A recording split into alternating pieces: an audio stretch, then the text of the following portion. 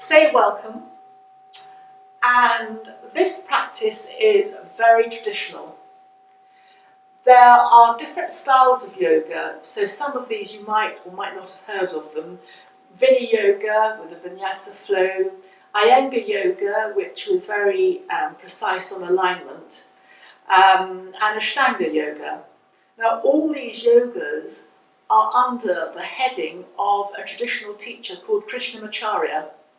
And so this particular sequence is very traditional, very classic. It's meant for everybody, and it's very much following in that traditional classic Krishnamacharya tradition. So we're going to start by just a couple of warm-ups. So just as we've done many times before, just lift and roll the shoulders.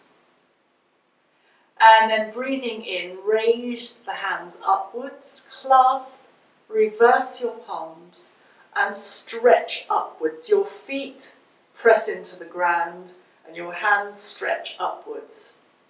It's an extension, giving space for all those internal organs.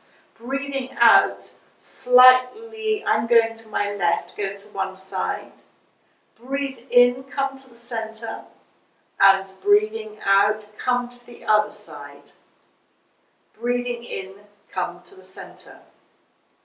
Breathing out, turn and turning to my left, as little or as much as you would like. Come back to the centre as you breathe in, and breathing out, turn to the right. And then come to the centre. With your hands still up, let's try a balance by lifting your heels. This invites the left and the right brain hemispheres to communicate with one another. And then breathing out, lower your heels and lower your hands to shoulder height. Breathing out, turn and look beyond the third finger of one hand. Breathe in, come to the centre. And breathing out, turn and look beyond the third finger of the other hand. Breathing in, come to the centre, and breathing out, lower your hands back alongside you. As you breathe in, just lift and roll your shoulders. And then breathing out, slide your hands down your legs to your shins, press your hands into your shins, and sense that you are lengthening from your tailbone to the top of your head. Your chin tucks slightly in and you can straighten your legs as well. And then breathe out with your hands still on your shins. Bend your knees, and so your knees and elbows come out. Your knees are bent and your elbows come out. Breathe in, straighten your legs as you press your hands into your shins, lengthening along the spine. And stay here as you next breathe out. Breathe in, soften your knees, press your feet down into the ground as you roll up vertebra by vertebra to standing again, and then carry on as you raise your hands upwards and stretch your fingers. Breathing out, lower your hands. I'm going to turn with my back to you as I lift and roll my shoulders and clasp my hands behind my back, aiming the knuckles to the ground. This opens the shoulders and opens the lung meridians as well. Breathing out, I'm going to turn to my left, still clasping my hands. Come back to the centre, and as I breathe out, go to the other side. Come to the centre. This is optional. You could stay where you are, or if you would like to bend your knees and lift your hands up. You only lift your hands up when your head is down. Breathing in, press your feet into the ground as you roll up vertebra by vertebra. Separate your hands, lift and roll your shoulders. And then either clasp your wrists or clasp your elbows, or place your hands in reverse prayer. If you can do that, wonderful, because you're again opening meridians along the outer edge of your hand, but I do appreciate that this is not for everybody, so just adopt where you feel that you can adopt. If you are managing to get into reverse prayer, then the elbows, try and have them out a little bit. Again, easier said than done. Turn to one side as you breathe out. Come to the centre and turn to the other side as you breathe out. Come to the centre and then again optionally soften your knees as you come forward, lifting your elbows up. You might find, as you'll see with me, that my backs of my hands are separating slightly, but I mean the ideal is to keep your hands together. Press your feet down as you roll up vertebra by vertebra. Release your hands and then lift and roll your shoulders. And then come to sway from side to side.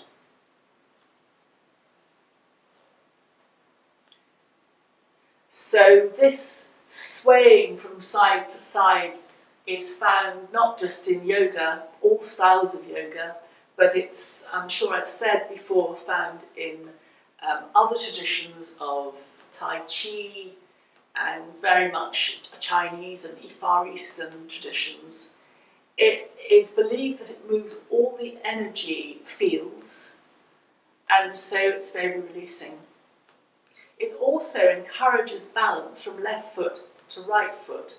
So if anybody has difficulty in balancing on one foot, this is a very nice way to encourage that balance going from side to side whilst having both feet still on the ground. And then come to the centre. Bring your feet to hip width apart and we're going to start the practice. So lift and roll your shoulders. This action of lifting and rolling the shoulders, it opens the shoulders, but it also opens just here, and that is are the energy gateways. You've got some lung meridians here. So breathing in, the hands to the side, stretch up. Hold the breath in as you press your feet down. And when you're ready to breathe out as you lower your hands back down alongside you. We're going to be doing this several times. It ticks many boxes, although it looks so simple. Hold the breath and breathing out. Lower your hands so it becomes an extension for the spine. It becomes a breath movement as you coordinate your movement with your breath. So you slow your breath down. And in slowing your breath down, this begins to have an effect on the nervous system, calming the nervous system down as you breathe in. You can always, as you lift your hands up, you can always bend them at the elbows if there's any shoulder stiffness. Breathing in. Press your feet down and stretch up with your hands. And then one more, last time. Breathing in. Hold the breath as you stretch up, press your feet down, and then breathing out to lower your hands. Lift and roll your shoulders. Step your left foot forward. If you need to bounce, bring your left foot slightly out towards the edge of the mat, and your right foot turns in at an angle of about 45 degrees. So be comfortable and feel free to adjust this position at any point. Breathing in, raise your arms up, pressing your feet into the ground, particularly your back right foot and your back right foot, the outer right heel. Breathing out, soften your elbows and soften your knee as you come forward over the left knee, touching your hands either on your shins or, as in this series, touching your hands on the ground, either side of your foot. Press your foot down, your left foot, as you come back upright and raising your arms up again, stretching up. You can either look straight ahead or you can look up, stretch your fingers.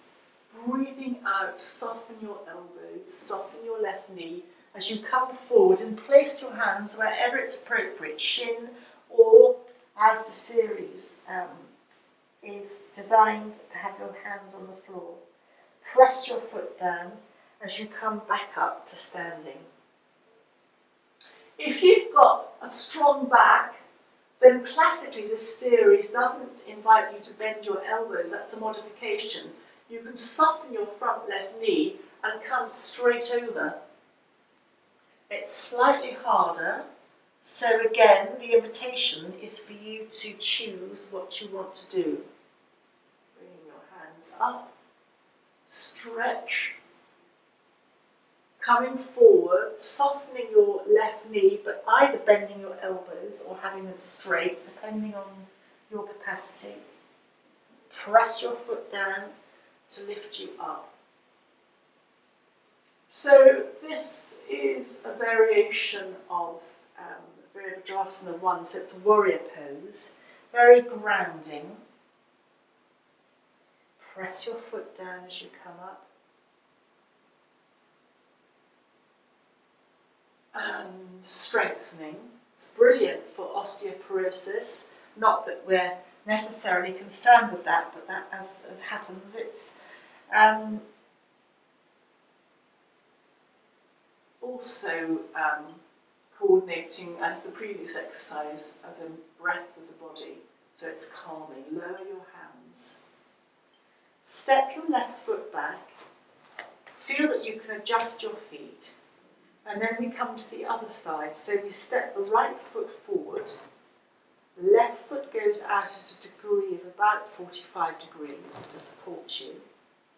Classically, you keep your foot straight. You don't move it out to the side. But Western bodies and hips and hip capacity can vary, particularly in the West, so there is the option to move your right foot out towards the edge of the mat to your comfort. And the same on the other side, so breathing in, looking either ahead or up, depending on your neck capacity, and really stretch those fingers. Breathing out, either as you soften your knee, soften your elbows, or come straight with your elbows. It depends on where your capacity is. And make sure you're keeping the weight as far as you can on the back outer left heel, that you're not turning in. There is a tendency to turn in. Breathing in, coming up. Stretch your fingers. Breathing out. Take your version of coming forward. Press your feet into the ground as you come up. Stretching up. And almost back if you raise your head up. And then coming forward. Press your feet into the ground. And breathing out, coming forward. Press your feet into the ground.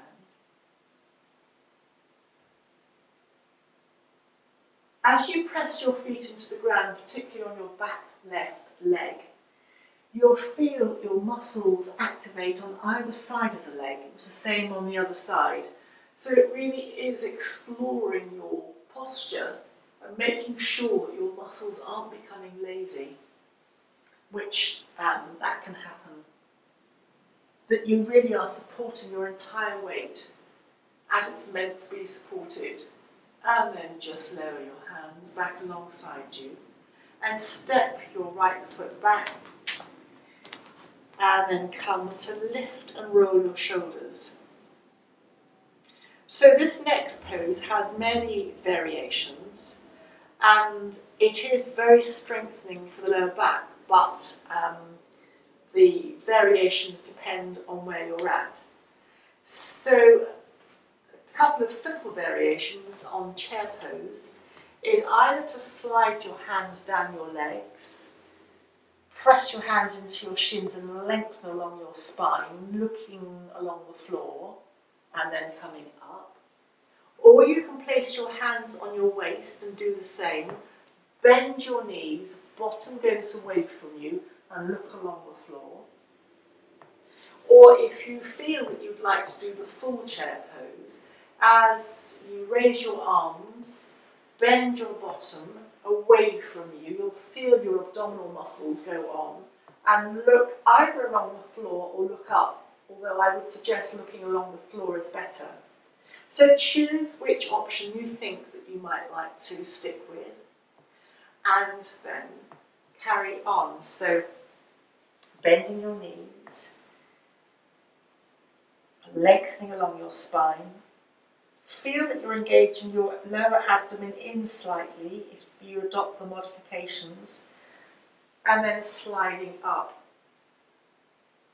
You're also, in this position, stretching the backs of the legs. So I'm going to do the next one with my hands on the waist, bending bottom away, just stretching along here, the lower back, coming up. And the next one I'll do the full pose, bending, coming up, that's a harder, and then adopt which pose you like, bending. You're also really sort of working through all the joints of the lower body, the hips and the knees, the ankles, and then the last one, your choice. Come up, lift and roll your shoulders, and then come to lying for a few breaths. So in some of these traditional sequences, the movement is followed by rest, to give the body a chance to absorb the movement so that it doesn't become stressed or tired in any way. And this is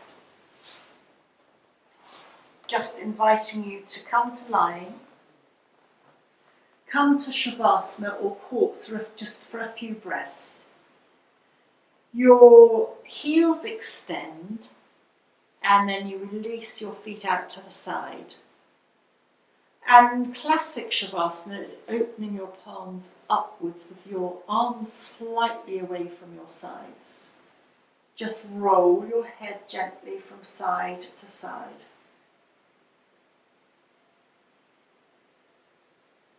While we're here, we'll just extend our heels and then begin to circle the ankles in one direction.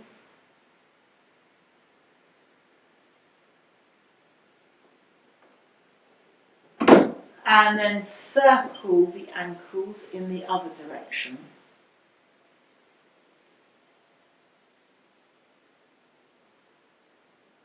And then release and relax. Bend one knee and then the other knee into the chest, holding your knees with your hands. Just take a moment to rock gently from side to side. You're massaging across your lower back and the upper sacral area. And then with your knees still hugged into your chest, breathe in as you extend both feet to the ceiling and both arms go up and behind you, resting the backs of your hands on the floor. Your chin tucks in. Breathe out, lower your arms, bend your knees and hug your knees into your chest once more. Breathe in, both feet to the ceiling and arms up behind you, backs of the hands on the floor. You'll feel the extension along the backs of your legs if you extend your heels. Breathing out, hug your knees back into your chest. Breathing in, extend your heels, arms up behind you. And then breathing out, hug your knees into your chest. Breathing in, feet up, arms behind, extend your heels. You can stretch your fingers if you like to really increase the stretch. Breathing out, hug your knees into your chest.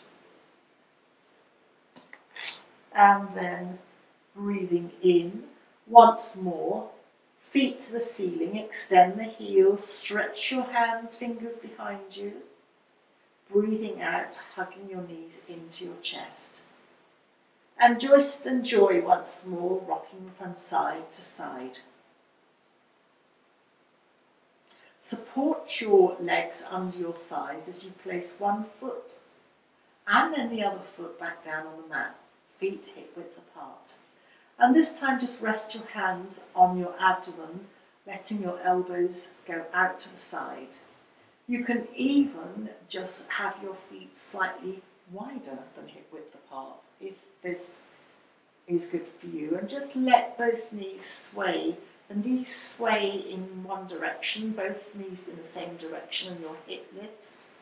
Knees back to the centre, and let both knees drift over to the other side as your other hip lifts. Gently sway the knees from side to side. And you'll find that you're massaging now over the top of your bottom, and that incorporates a fairly major acupressure point that can be quite beneficial for releasing tension. If you wanted to do this at home, you could put a soft ball underneath that area and just massage across that area, the top of the bottom. Bring your knees back to the centre. Bring your feet now to hip width apart.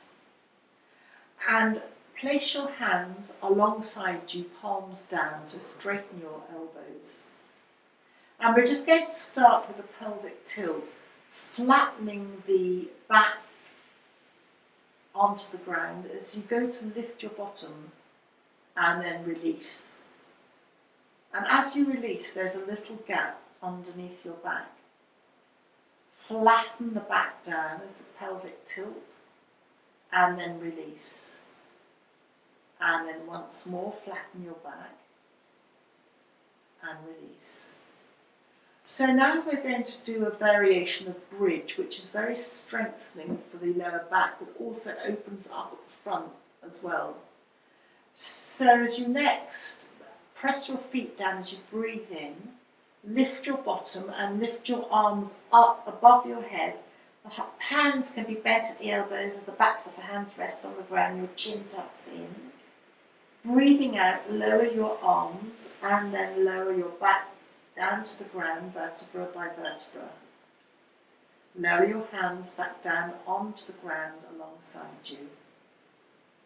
Press your feet down, flatten your back, lift your bottom, lift your arms, the elbows can be bent, lift up as little or as much as you would like. Breathing out, lower your arms and lower your bottom back down to the ground. You can start your breath, and then as you're breathing out, there'll come a point where your arms will naturally want to come down and it's less effort for the body. So flatten your back, raise up into bridge, arms up, chin tucks in.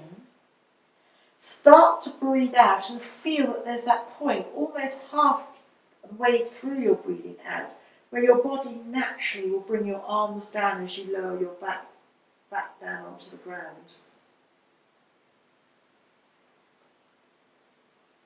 And this time as you lift up into your bridge, arms up behind you, chin tucks in, start breathing out again.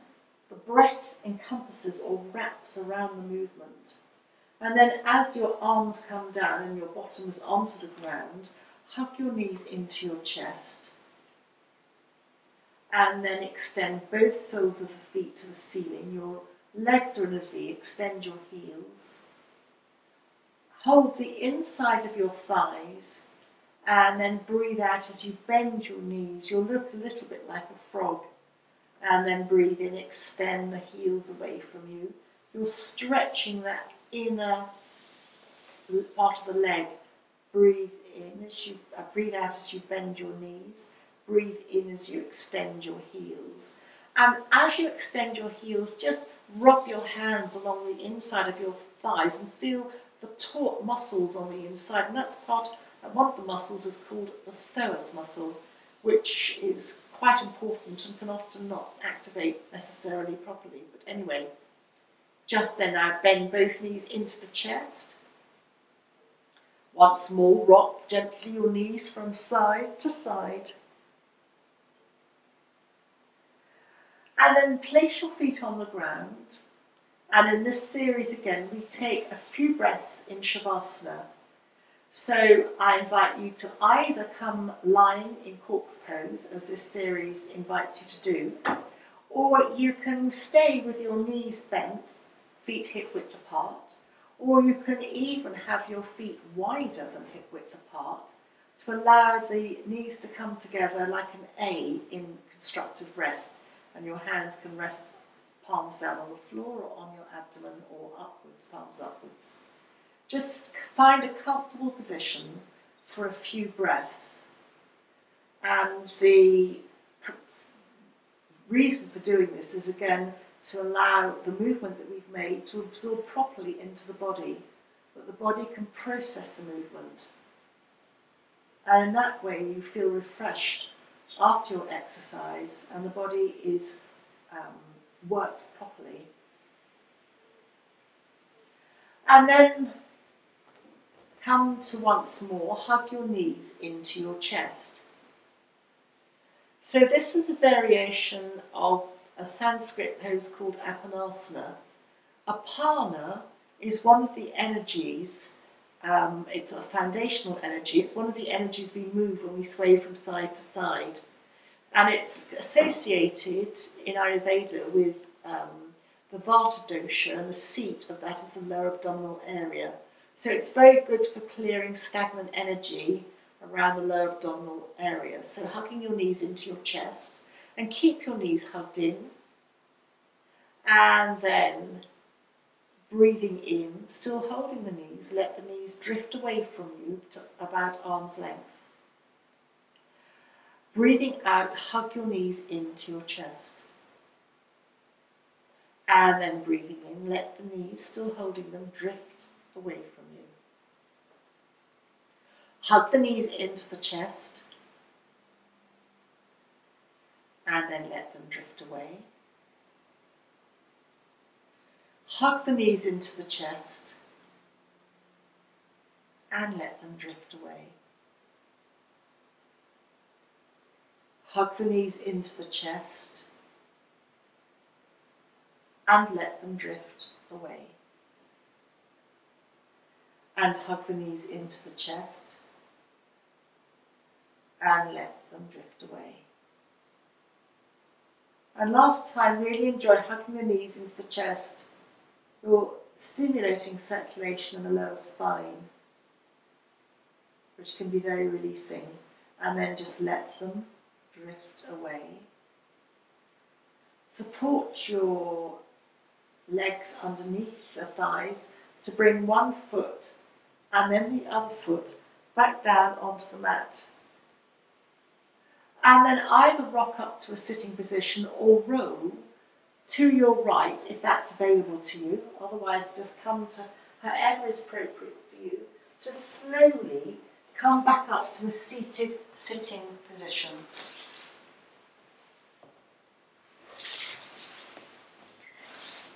And then have your legs out, lift the flesh out from under your bottom. Hands either side of you, just to lengthen your spine. Classically, in yoga, you have your fingers pointing forward in Dandasana and press your hands down. That's quite a formal pose. So here we can just have our hands more relaxed as an option. And then just perhaps your feet a little bit hip width apart and bounce your knees. So just open your feet in a slight V. And then bending up, I'm going to bend my right leg up, but it really doesn't matter. And aim the right sole of the foot towards the inside of the left leg and extend the left heel away from you. You can have, at any point, a support underneath your right thigh, whether it's a bolster or whether it's a cushion or a rolled up jumper to support you. Turn to face the outstretched left leg. Breathe in as you raise your hands up. You can either catch your thumbs or bring the palms together. And as you breathe out, I'm going to bend my elbows to soften my descent for my back. But you can come straight down if you've got a strong back. But for therapy purposes, bend your elbows and slide your hands down to wherever they come, on the shin or a little bit lower. Breathing in, slide your hands up as you raise your hands up. Breathing out, turning just once more over your outstretched left leg and slide your hands down. Your chin tucks in, back of the neck is long. Breathing in, slide your hands up. Breathing out, make sure you're turned towards your outstretched left leg as you come down. Breathing in, coming up. Breathing out, coming down. This is a dynamic way of practicing this pose. It's called Janu Sirsasana. So your head comes down towards your knee. Again, this health-wise ticks many boxes. And last time, lift your hands up and breathing out, come down. Just take an in and an out breath forward. So coming forward like this is very calming for the nervous system. Your back is rounded, so you have space between the vertebrae, and it encourages you to breathe into your lower back. Slide your hands up. Support your leg that's bent. As you lift your knee up, straighten that leg along the floor. Once more, just bounce your knees. Perhaps extend your toes up and point your toes away from you. And then circle the ankles a couple of times in one direction and then in the other direction. Your legs are still in a slight V. Feel that you can adjust the flesh under your bottom again. And this time bending up your left leg, take support under the left thigh if you need that. And your left sole of the foot is aiming towards the inner part of your right legs. Extend your right heel and turn your body towards your right outstretched leg as you once more raise your hands up, either palms together or holding the thumbs. Breathing out, either coming straight down or bend your elbows to come down. And wherever your hands rest, that's fine. You'll feel the stretch in your outer left thigh. Breathing in, coming up. So this also becomes not only a calming exercise, it's a rotation as you turn towards the outstretched leg. So it's realigning for the spine. And then also you've got your thigh opened, your inner groin, on this case my left side, as my left knee is bent up. And so this again accesses and connects into the energetic flow of the body, the lymph system. Breathing in and breathing out, coming down. Your hands act as a support as you come forward. And how far your hands come down will dictate how your posture. It's not about the form, how beautiful you look, it's about the function. So it's a posture that you adjust to suit you. And then last time, as you raise your hands up and breathing out, slide your hands down and stay here as you breathe in and out a few times. Enjoy the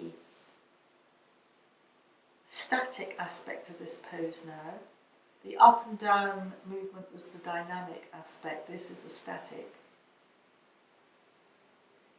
And also the chin coming into the chest activates a complex bundle of nerves called the vagus nerve. And that is very good as you're activating it to decrease inflammation, hence the calming aspect of this posture.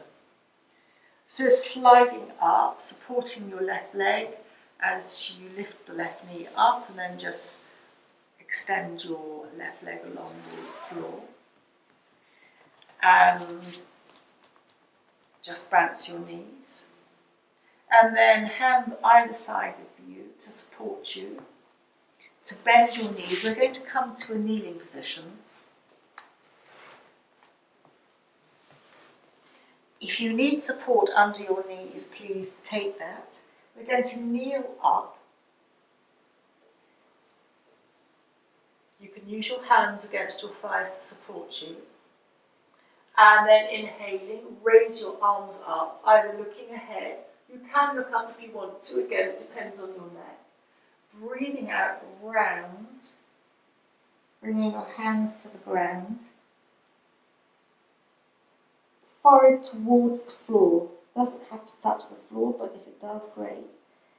And then breathing in as you kneel up again. Breathing out, rounding. Chin to chest again. Hold the breath out. Breathing in, kneeling up.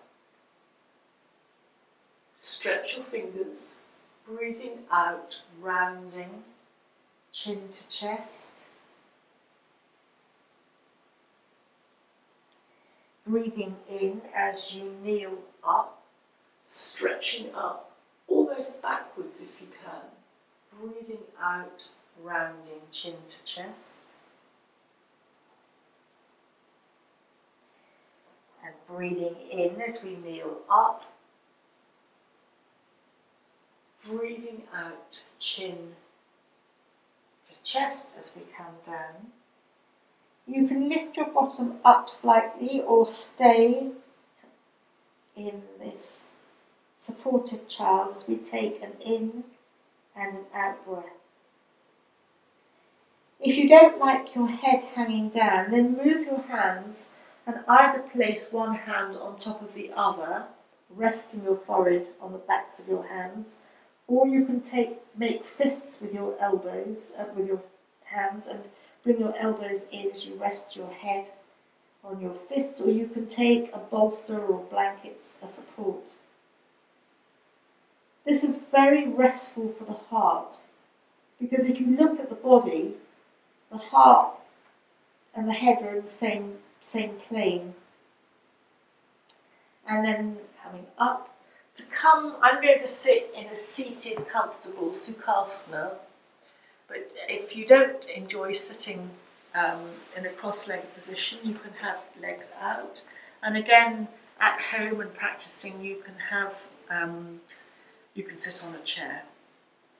So we're going to finish this by just placing hands below our knees just to support us upwards. And then I'm going to take my right hand and block my right nostril. And just take a few breaths in, breathing in and out, only through the left nostril.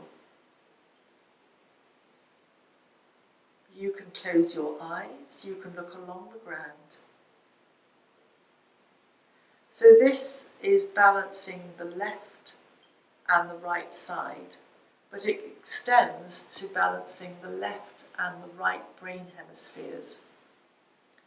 It is one of the most universal breaths, and this is a preparation for that breath. It's used in all yogic practice, but for all ailments, just about everything. All cancers, you'll have this breath exercise or variations of it. And then very gently, using your right hand still, use the fourth finger of your right hand to block your left nostril. So again, classically, you would almost bring your hand up and then drop it down, and you block the nostril just before it starts to flare out at the end. That's not very technical, but hopefully you'll know what I mean. It does mean that your elbow is up which can be quite tiring, so quite all right to rest on a surface or bring your elbow in after a while.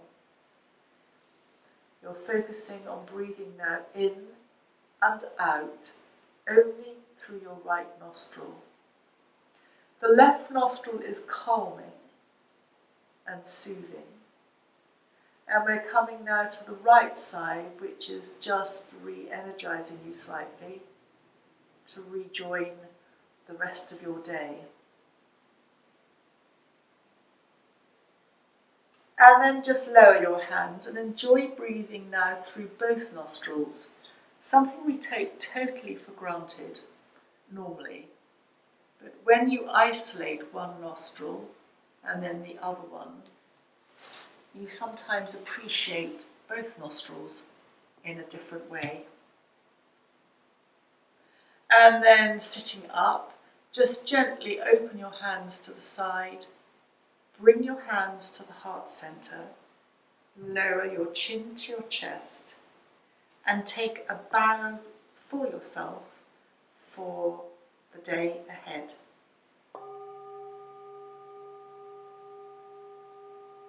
Thank you very much.